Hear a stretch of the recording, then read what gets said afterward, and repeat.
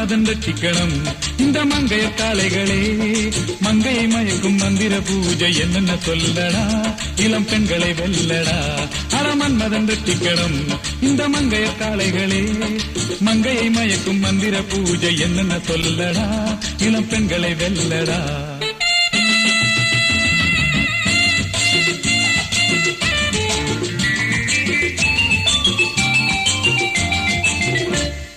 மாடி வீட்டு லலிதா மயங்கி நின்ன அழகா, கோடி வீட்டு கீதா குலுங்கிகிட்டே பிரிச்சா.